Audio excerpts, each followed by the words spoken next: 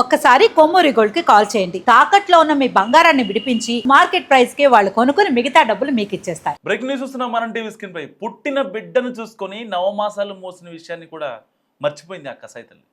బిడ్డ పుట్టిన ఆనందం ఏ కన్న తల్లి కళ్ళలో అయినా స్పష్టంగా కనిపిస్తుంది.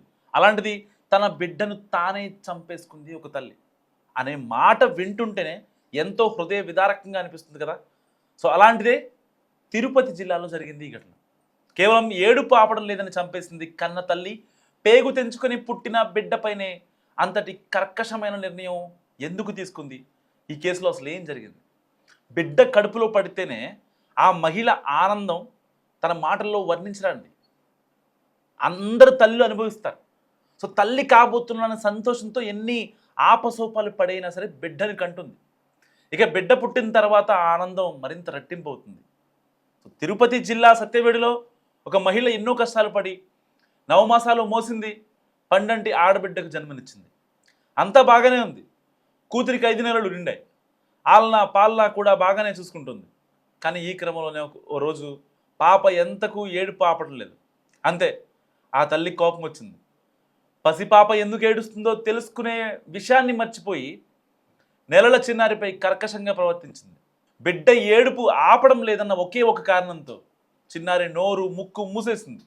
దీంతో ఆ చిన్నారి ఊపిరాడక ప్రాణాలు కోల్పోయింది. అంతే, 5 నెలలకే ఆ చిన్నారికి నిండు నూరేళ్లు నిండిపోయాయి.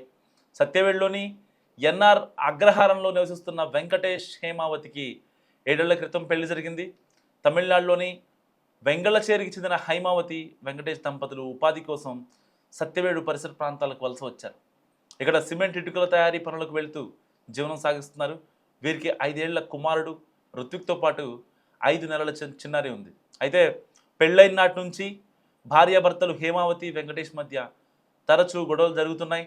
ఈ విషయంపై ఎప్పుడూ కోపంగా ఉండే హైమావతి కన్న బిడ్డ ఏడుపును భరించలేకపోయింది. 5 నెలల పసిపాప ఆకలితో పాల కోసం గట్టిగా ఏడుస్తుండడంతో తల్లి హైమావతి తీవ్ర అసహనానికి గురైంది. క్షణికావేశంలో విచక్షణ కోల్పోయి చిన్నారి గొంతు నులిమేయడంతో ఆ పసికందు అక్కడికక్కడే ప్రాణాలు విడిచింది.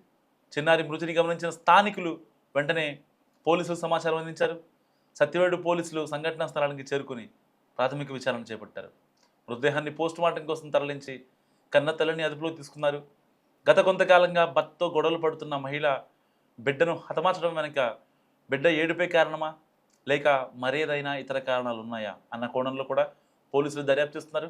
అయితే మానసిక సమస్యలతో పాటు అతి కోపం ఉన్నట్లుగా ఆమె భర్త స్థానికంగా ఉన్నటువంటి వారు పోలీసులు చెప్తున్నారు. సో ఇదే విషయాన్ని తల్లి హేమావతి సైతం పోలీసులకు చెప్పింది.